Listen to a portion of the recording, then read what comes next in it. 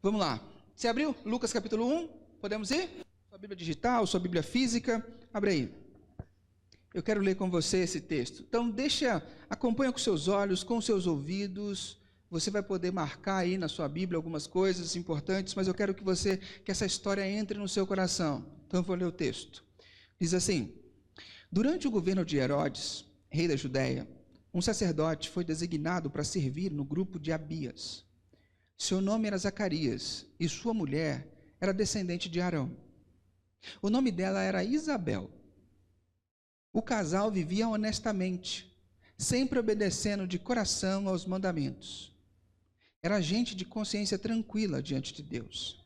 Entretanto, não tinham filhos, porque Isabel não engravidava, e agora eles já eram idosos.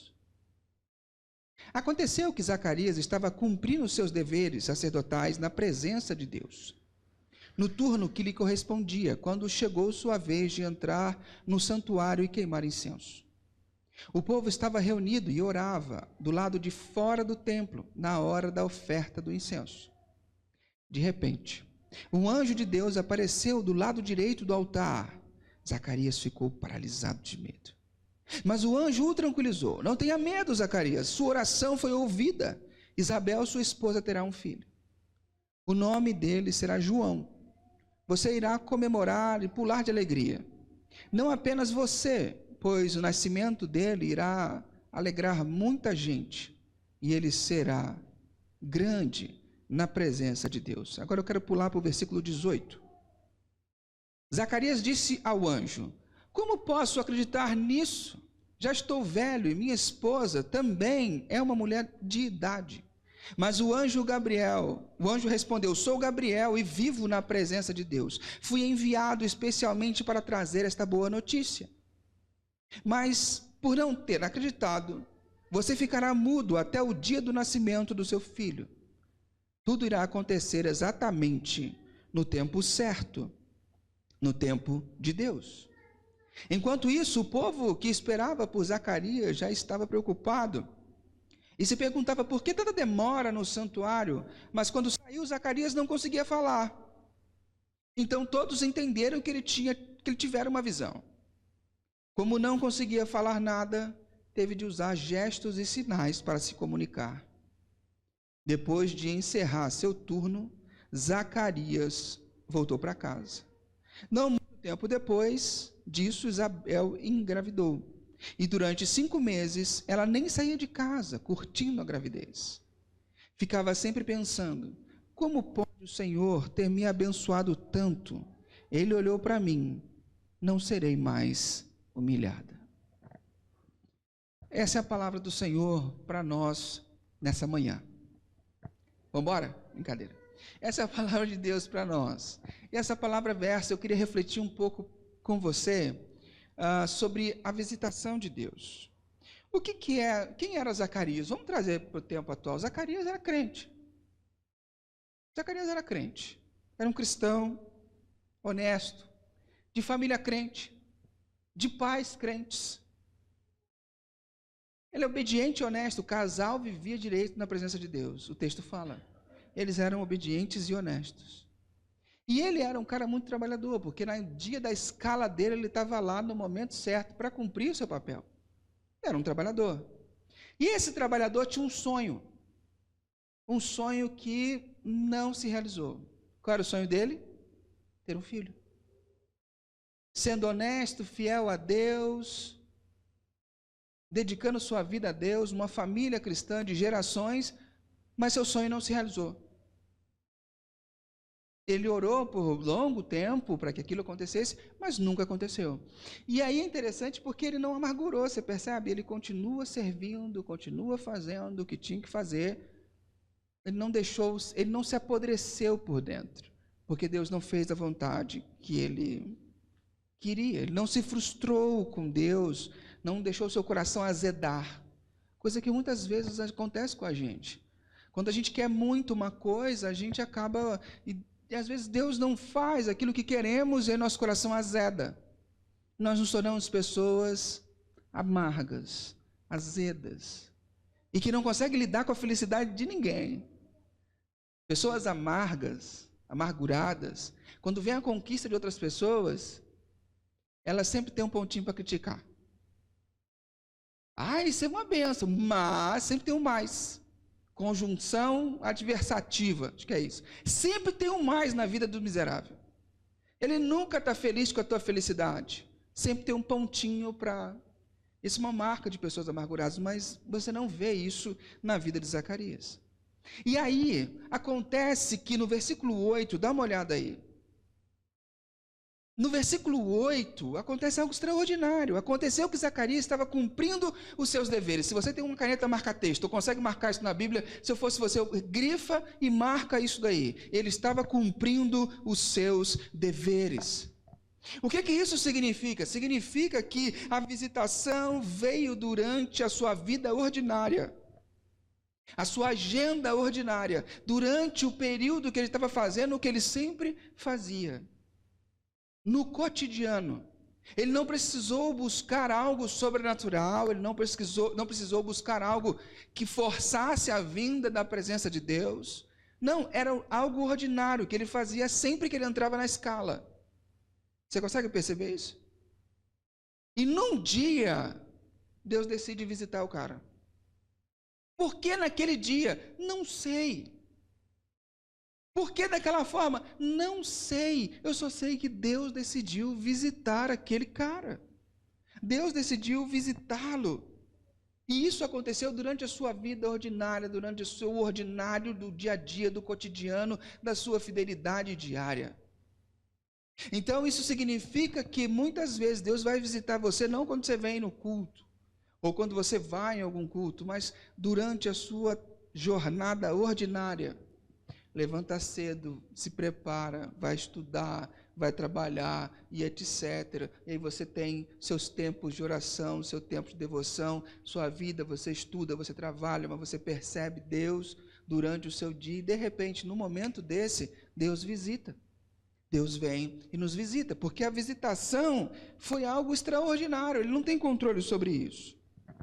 E é muito interessante você perceber, no versículo 13 a 15, diz assim: mas o anjo o tranquilizou, não tenha medo, Zacarias, sua oração foi ouvida. Isabel, sua esposa, terá um filho, e o nome dele será João, você irá comemorar e pular de alegria. Quando o anjo fala para ele, a sua oração foi ouvida, olha que extraordinário. Eu não sei se você percebe. Se isso fosse algo que ele estivesse orando no momento, ele não falaria lá embaixo, mas eu sou velho e a minha esposa é velha. Percebe? Ele já tinha parado de orar. Ele não orava mais por isso. Mas um dia ele orou. E isso foi uma coisa constante na vida dele por um bom tempo. Mas no momento ele já não mais acreditava que aquilo ia acontecer. Porque talvez ele acreditasse que o nascimento, ele orava para que o nascimento da criança fosse um nascimento, uma intervenção sobrenatural numa postura natural. Ou seja, ele talvez estivesse orando que durante o momento que eu estiver na cama com a minha esposa, Deus vai fazer alguma mágica, Deus vai fazer um milagre e ela vai engravidar. Ou que a gente, porque não tem como engravidar sem fazer sexo, fora Maria, nenhuma outra. Ok? Todo mundo está na mesma página? Não tem como. Então, quando ele orava para que ele pudesse ser pai, ele estava orando para que a sua relação sexual fosse efetiva. Ele estava esperando que, durante as suas tentativas, que algo acontecesse, que Deus guiasse o espermatozoide, sei lá, que alguma coisa Deus fizesse de forma sobrenatural e que ela engravidasse. Mas do ordinário, ele nunca esperaria que Deus mandasse um anjo e chegasse e falasse assim: meu irmão, vai acontecer. Percebe? Ele já não orava mais. Então, ele já estava naquele sistema de contentamento. Deus deu, Deus tirou, bendito seja o nome do Senhor. Jó. Certo? Ele estava naquele sistema onde a gente se contenta com o não de Deus. Porque isso tem que acontecer na nossa vida. Às vezes Deus diz não. E aí, quando ele diz não, a gente tem que aquietar nosso coração e ter contentamento. Ele já estava na fase do contentamento. Só que o anjo fala para ele: a sua oração foi ouvida. Eu não sei qual foi a última vez que ele orou. Eu sei que naquele momento ele não orava mais, porque ele duvida, fala, como que isso vai acontecer? Isso traz algo muito interessante para a nossa vida de oração. Quando você faz uma oração, essa oração sobe e é guardada para ser respondida na hora certa. Essa oração vai ser respondida no momento adequado. Isso significa, eu tenho um amigo que fez seminário comigo, e ele sempre dizia, sabe qual é o maior problema das nossas orações? Deus ouve. O maior problema das nossas orações é que Deus as ouve. E a oração de Zacarias, Deus guardou essa oração, guardou consigo. Mesmo no momento em que Zacarias já não cria mais que isso poderia acontecer, Deus respondeu a oração dele. Então, quando você faz uma oração e a resposta não vem de imediato, não significa que Deus não ouviu. Deus ouve todas as nossas orações. Deus colhe todas as nossas lágrimas. Mas Ele guarda, porque no momento em que Ele decide fazer a visitação, Ele responde a sua oração. Isso significa que não existe, pode existir oração que Deus responde na hora? Pode, mas não são todas. Há orações em que Deus guarda, ouve e guarda. Ele não fica olhando se você merece ou não merece, não é essa a questão. Ele guarda para responder no tempo certo. Porque João precisava nascer no tempo em que Jesus viesse nascer. Porque a vida de João estava atrelada à vida, porque o filho que ia nascer era ser João Batista, o filho deles. Então, Isabel era prima, acho que prima de Maria. Então, a vida dos dois estava atrelada. Então, João só nasceria no momento em que Jesus, 6 meses depois que Jesus foi concebido. Mais ou menos isso. Porque ela fica um tempo aqui, se você olhar, ela fica 5 meses, parece que em casa, sem sair de casa, né? 5 meses ela fica em casa e depois ela vai. Maria vem para encontrar com ela para ajudar. Mas quando Maria sai para ver Isabel, Maria tinha tido a visita do anjo, do mesmo anjo que avisou: o Senhor visitou você e vai colocar Jesus dentro de você. E aí, quando essas mães se encontram, os bebês se mexem dentro da barriga e aí elas cantam as canções que você vê em Lucas. Então, o momento da vinda de João era um momento adequado, porque estava atrelado à vinda de Jesus, e a vinda de Jesus estava atrelada à nossa salvação no tempo oportuno de Deus. Percebe que uma coisa está encadeada à outra? Então, quando Deus demora, na sua perspectiva, para responder uma oração, não significa que Deus não vai responder, significa que Deus tem um plano estratégico para aquilo. Então, quando você olhar para a sua vida e ver frustração ao seu redor, não conseguir, não foi, não deu certo, a porta não se abriu, não se atemorize. Não se atemorize. Por quê? Porque Deus está organizando todas as coisas. O mundo é mau, as portas vão se fechar na sua cara, é fato. Mas o nosso Deus é maior do que qualquer porta. E quando a visitação dele vier, aí você vai entender por que as coisas demoraram para acontecer, por que o não veio na sua vida. Zacarias aqui ele começa a entender por que o não chegou, por que o não veio para a sua história. É difícil para você, no meio do furacão, entender. Eu consigo entender muito claramente quando eu leio o texto, mas para Zacarias foi tão complicado que Deus falou assim: olha, você não vai falar mais nada agora. Você vai ficar em silêncio até seu filho nascer. Só porque você não acreditou. Parece que é uma punição, mas perceba que não é uma punição, é uma prova de que o que Deus está falando é verdade. Deus antecipou a veracidade da sua palavra, porque quando ele saiu e não conseguia falar, ele automaticamente entendeu que o que o anjo falou não foi uma miragem, uma alucinação, foi verdade. Então a verdade daquilo que viria foi verdade ali naquele momento. A certeza daquilo que viria veio através de algo que Deus fez com ele no momento. Consegue entender isso? Então o fato dele ficar mudo comprova de que o que o anjo falou é verdade e que ele seria pai no futuro. Consegue perceber? Então quando a gente percebe isso, se coloca no lugar dele. Deus está sempre cuidando da sua história, cuidando da sua vida de tal maneira em que você consiga entender e perceber que Ele está cuidando. É o ficar mudo sem conseguir falar nada. Porque Ele está dizendo, olha, eu estou cuidando, a bênção chegará. A bênção chegará. Para nós é muito mais fácil, porque todo domingo a gente está aqui ouvindo, quando a palavra de Deus é aberta, Ele está dizendo, eu estou contigo. Quando a gente canta músicas, Ele diz, eu estou com você. Não atemorize. O tempo todo Ele está dizendo para a gente que Ele está cuidando de nós. E aí, quando a bênção de Deus chega na vida dele, o que o anjo fala? Olha, vai ter alegria na sua vida. Ele fala assim, ó, e se eu fosse você, eu grifava isso, versículo 14, você irá comemorar e pular de alegria. Não apenas você, mas muita gente. A bênção que viria para a vida dele, não só o alegraria, mas alegraria todos ao redor. Quando eu vejo essa figura, todo mundo aqui já viu a Fantástica Fábrica de Chocolate? A versão mais recente com o Johnny Depp? Todo mundo já assistiu? Então fica a dica cultural. Já falaram que ela assistiu, ela não lembra.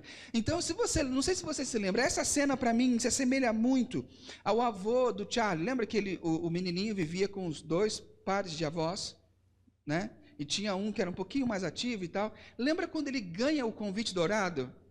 E que eles compram a barra escondida lá, ele leva para casa e tal, ele ganha o convite dourado? O que aquele avô faz? Quando ele vê o convite dourado, ele levanta num salto e fala, hippie! E começa tipo, se fosse no Brasil ia ser uma sambadinha, mas ele começa a dançar, você lembra disso? Aquela alegria de poder voltar à fábrica de chocolate, aquela alegria de ter sido uma família pobre, ter sido presenteada com aquilo, faz ele saltar de alegria. Quando eu olho Deus falando isso, eu lembro dessa cena. Dele saltando de alegria, porque ele era idoso. E Deus fala, você vai saltar de alegria. Ainda haverá êxtase de alegria em sua vida, Zacarias. O cara já viveu a vida inteira, era fiel a Deus, teve experiência com Deus, se manteve, mas Deus diz, ainda não acabou, ainda há esperança, ainda há êxtase de alegria na sua vida. Isso me mostra um princípio. Meu avô dizia, no Evangelho não existe aposentadoria. Não existe aposentadoria por tempo de serviço. Quando você lida com o Evangelho, quando você lida com Deus, até o último dia da sua história, vai ter êxtase de alegria e vai alegrar as pessoas. Eu lembro que eu ouvi um testemunho de um pai, um filho contando sobre o pai, que o pai estava doente, foi para o hospital e ele não conseguiu chegar a tempo. E aí o médico testemunhou para o filho o que aconteceu. E o pai estava lá, de repente estava nos seus últimos momentos, e aí ele perguntou, o senhor perguntou para o médico, falou, você já viu um crente morrer? O médico olhou para ele assim, do que você está falando? Ele falou, você já viu um crente morrer? Ele, não. Aí aquele pai no leito de morte diz, Senhor, eu completei a carreira, combati o bom combate, guardei a fé. Agora me está reservada a coroa da vitória. Fechou os olhos e morreu. Aquele médico em prantos, contando aquilo para o filho do cara, sem acreditar naquilo. Como uma pessoa passa uma morte desse jeito. E aquilo impactou tanto a vida do médico que o transformou. Porque até o último dia da vida do cristão, Deus nos visita e faz algo extraordinário em nós e através de nós. Que todos nós tenhamos uma boa morte. Uma morte com segurança, em saber que quando fecharmos os olhos, Ele estará do outro lado, de braços abertos, nos aguardando. Amém? Então, no versículo 18, Zacarias duvida, como posso acreditar nisso? Já estou velho e minha esposa também é uma mulher idosa. Então ele já não esperava ter a sua oração respondida. Como a gente já comentou, ele esperava uma visitação velada, ele não esperava uma visitação extraordinária, um anjo vindo e o visitando. Só que o anjo disse para ele algo extraordinário. No versículo 20, eu Grifa isso aí. Eu estou falando para grifar porque a minha está grifada. Grifa isso aí. No versículo 20, ele fala, fui enviado especialmente para trazer a boa notícia. E no final, no versículo 20, ele fala, tudo irá acontecer exatamente no tempo certo. Aí você grifa, no tempo de Deus. É essa palavrinha que destrói as esperanças das pessoas. No tempo de Deus. Quando vem alguém e fala assim, não, sua vida vai mudar, vai acontecer isso e aquilo, você fica animado, mas no tempo de Deus, aí você fala... Porque a gente acha que Deus está sempre contra nós. Ele está sempre contra o nosso time. Eu gosto de contar, que é tipo aquele cara que chega para Deus e fala assim, Deus, ele está gostando de uma loura ou de uma morena. E ele fala, Deus, eu queria, a loura tem essas qualidades, é bonita, isso, aquilo. A morena tem essas qualidades, é bonita, isso, aquilo. Mas eu queria a loura. Mas eu quero que seja feita a tua vontade. Aí ele termina a oração e fala, já sei que vai ser a morena. Porque a gente sempre acha que Deus está contra nós. Então quando ele fala aqui no tempo de Deus, talvez, se fosse nós, iríamos murchar. Mas lembra que ele falou que ia ficar mudo? Por causa dele, se ele caso dele não crer, ele ia ficar mudo. Deus sustentou para ele entender que, olha, no tempo de Deus, mas não significa que não vai acontecer. A gente tem muitos eufemismos, né, que são verdadeiros, mas que tiram nossa esperança. Às vezes a gente ora para alguém ser curado nessa vida, e a pessoa falece, aí vem o pastor de bom coração e fala assim, mas Deus o curou, levou para junto dele. Aí você fala, mas não é isso que eu queria. Eu sei que não, mas esse tipo de eufemismo destrói a nossa esperança, achando que Deus nunca fará algo em nosso favor, que Deus nunca fará algo que a gente gostaria que Ele fizesse. Mas Deus coloca algo extremamente importante, porque Zacarias desce, termina o turno sem falar. Eu acho que é por isso que ela engravidou.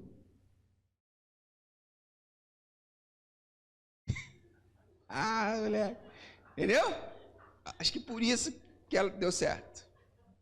Porque quer um sujeito para quebrar clima é o homem, né? Pelo amor de Deus. Jesus, acho que foi isso, cara.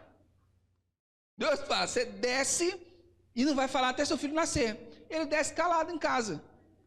A mulher podia falar um monte, velho. Ele não tinha o que falar com outra. Ele não tinha como discutir, velho. Já imaginou? Ele não tinha, ele só podia ficar quieto e ouvir. No máximo, ele ia escrever alguma coisa ou fazer gesto. Mas, mano, quem vai fazer gesto para responder uma mulher? A mulher não está nem olhando para o teu gesto, ela está descendo. E aí, cara, Isabel devia estar há anos com aquilo guardado dentro de si. E ela falou. E ele não conseguia responder, ela falou. Aí ela se sentiu bem, porque ela falou assim, enfim, eu sou ouvida. Não? Enfim, eu sou ouvida. E aí, naquele dia que ela aliviou tudo que estava dentro dela, eu falo, estou feliz, amor, como você está compreensivo. Amor, você nunca foi assim. Eu nunca fui tão apaixonada por você. Você imagina, coroa. Os coroinhas lá, animadão, mano. Percebe? E aí, eu não sei se eles tentaram um mês, tentaram no outro mês, eu não sei quantas tentativas foram, mas a Bíblia diz que não muito tempo, versículo 23, não muito tempo depois, Isabel engravidou. Olha que legal. Isso me mostra um negócio muito interessante. Mano, eles já eram idosos. Eles já eram idosos, e o pau estralava na casa do Noca, filho. Tem gente com a metade da idade de Isabel e Zacarias que não bate o ponto. Não vai trabalhar. Não pode. Uma vez, eu estava vendo uma palestra, e a moça falou um negócio muito interessante. Eu falei, cara, que legal. Ela falou assim, a primeira coisa que você perde num casamento é o beijo de língua. É a primeira coisa que perde. Você troca o beijo de língua pelo estalinho. E só que o que dava o foguinho no namoro, aquilo que, né, que fervia o negócio, era através do quê? Do beijo. É o beijo que faz liberar um monte dos parangolé lá que te deixa animadão. E aí o que a gente faz no casamento? A gente para de beijar. Entendeu? E aí a gente acha incrível como que a nossa vida sexual vai descendo de qualidade. Lógico que vai descer. Uma vez perguntaram para o pastor assim, pastor, e a sua vida sexual? Como é que é? Ele falou assim, vida sexual? Que isso, rapaz, sou casado. A gente larga isso, cara, não pode. Sexo é algo bom, criado por Deus para ser vivido no momento oportuno, mas tem que ser alimentado. E os coroa, mano, estavam lá ligadão. Estava ligadão. Não muito tempo depois, eles engravidaram, mesmo com idade avançada. E uma outra coisa que eu vejo aqui nesse texto, quando ela engravida, essa notícia da gravidez, Deus fala, vai ser bênção, vai ser alegria, você vai saltar de alegria, seus amigos vão saltar de alegria, as pessoas ao seu redor. Hoje, quando a gente pensa numa pessoa idosa, que a bênção recai sobre ela, idosa não, um pouco mais velha, passou dos seus 40, 45, e aí fala, vai engravidar, você já pensa, síndrome de Down, você já pensa... A gente foca nos BO, e não na bênção. Percebe como mudou? Deus chegou, você vai engravidar, vai ser alegria. Hoje... Ai, meu Deus do céu, será que vai vir bem? Será que vai vir saudável? Será que vai... Tudo bem, nós temos que ter essa preocupação, mas, espera lá, a vida é uma bênção. Nós trocamos, invertemos. As preocupações cotidianas estão roubando a nossa satisfação com a bênção de Deus. E isso é um contraste muito grande. Nesse tempo de tentativa, não sei quantos meses de tentativa foi, mas você imagina se eles tentassem a primeira vez, no primeiro mês, não rolou. Frustração, medo, dúvida, não, Deus falou, não, acho que vai vir por outros caminhos. Isso não é novo, essas dúvidas. Abraão teve essa dúvida com Sara e deu a esposa para ter filho com Abraão. Lembra? Como é que eu, já idosa, vou ter filho? Não dava, ele acabou tendo um filho com a escrava da esposa. E aí deu a zica que tinha que dar. Porque a gente não crê na palavra do que Deus nos diz. Nós não cremos na palavra. Isso é complicado. E eu percebo que no versículo 19, Gabriel fala algo extraordinário. Sou Gabriel, vivo na presença de Deus e fui enviado especialmente para trazer essa boa notícia. Gabriel é enviado para trazer essa boa notícia. De que notícia? De que um filho que traria alegria para a família, alegria ao redor e conduziria as pessoas de volta para Deus, para preparar o povo para Deus. Se você ler o versículo 19, vai falar sobre isso. Ele vai, no versículo que eu pulei, do 15 a 17, fala sobre João. Ele fala, ele não poderá beber vinho nem cerveja, mas será cheio do Espírito Santo desde o momento em que sair do ventre. Ele conduzirá muitos filhos e filhas de Israel de volta para Deus, cheio de poder como Elias. Ele anunciará o reino de Deus, reacenderá o amor dos pais pelos filhos, despertando fé nos corações mais fechados. Ele preparará o povo para Deus. Então, quando esse menino vem, quando Gabriel vem trazer essa boa notícia, a notícia de um filho que ia conciliar as pessoas, que ia trazer as pessoas, os pais aos filhos, e que ia preparar o caminho de volta para Deus. Quando você pula de capítulo, você pula de página, na página seguinte, conta uma história de uma outra gravidez. A gravidez de Maria. Só que na gravidez de Maria, não foi no tempo de Deus também, só que foi instantâneo. Maria saiu da conversa já grávida.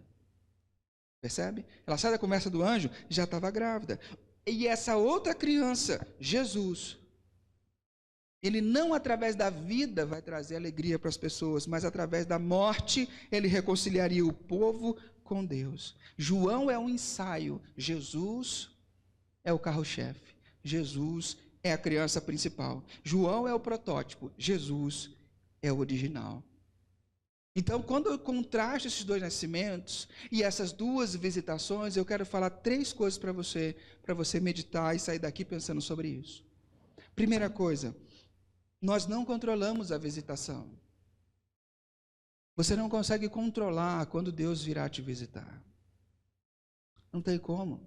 Você não controla o método, você não controla a forma. Para Isabel foi meses depois, para Maria foi de imediato. Você não consegue controlar isso. Então não queira controlar. Não queira controlar Deus na sua vida.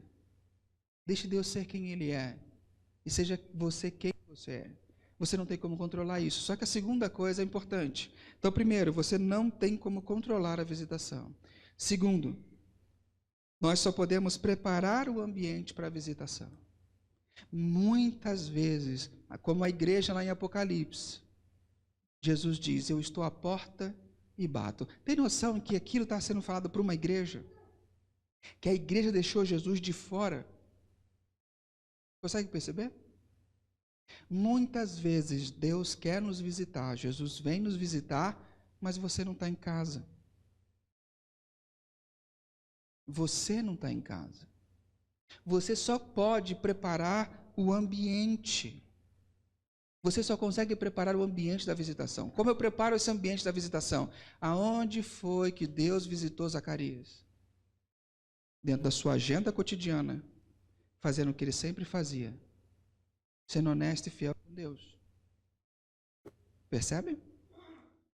Então, meu dia tem que ser tem que ter um roteiro aonde Deus pode me visitar. Eu tenho que começar o dia como? Com oração da manhã, abrindo meu dia em contato com Deus. Durante meu almoço, eu paro um tempo, oração do meio do dia, paro um tempo, paro 2 minutos, penso em Deus, lembro dele, me concentro nele. À noite, no fechar da noite, eu faço um apanhado do dia, eu faço a oração da noite e encerro o meu dia, porque o calendário, o ambiente da devoção não é o mês, é o dia. O seu ambiente da devoção é o dia, é durante o dia, o tarde e manhã, é o tempo da visitação de Deus. Então, durante cada dia, o ambiente tem que ser preparado, porque ele pode visitar você na sua agenda ordinária. Prepare o ambiente. Esteja, porque quando ele decidir te visitar, ele te encontra em casa. Ok? Então, primeira coisa, você não controla a visitação. Segunda coisa, então quando você não controla, não adianta você forçar. Eu vou no culto tal, eu vou fazer corrente tal, eu vou fazer... Não adianta controlar. Não tem como você fazer isso, mas você pode preparar o ambiente. E ele vem no seu dia a dia. E a terceira e última coisa, a visitação é diferente para cada um. A visitação que foi para Isabel foi uma, a visitação que foi para Maria foi outra. A visitação que Jesus vai vir na minha vida é uma, a visitação de Jesus na sua vida é outra. Eu só tenho certeza de uma coisa, de que ele prometeu que ele vem nos visitar. É a certeza que eu tenho. E como que eu tenho essa certeza? Porque Jesus é a visitação de Deus a nós. E quando ele morre, ressuscita, ele fala: eu vou dar para vocês o outro consolador. Esse que vai ser a minha presença dentro de vocês, que é a pessoa do Espírito Santo, que vem habitar em nós. Ele está sempre em casa. Nós é que não estamos. Olha que estranho. Ele habita em nós. E ele está sempre em casa. Nós é que não estamos. Nós não paramos para aquietar o nosso coração, para ouvir a voz de Deus que habita dentro de nós. Deus mora em nós. Então eu digo para você, não desista, não perca a esperança, não se afunde procurando visitações mágicas, buscando soluções mágicas para o seu problema. Não desista. Creia que Deus virá te visitar, porque Deus tem uma visita agendada para com você. Ele ouve as suas orações. Creia nisso. Ele ouve o clamor do seu interior. E Ele quer nos visitar.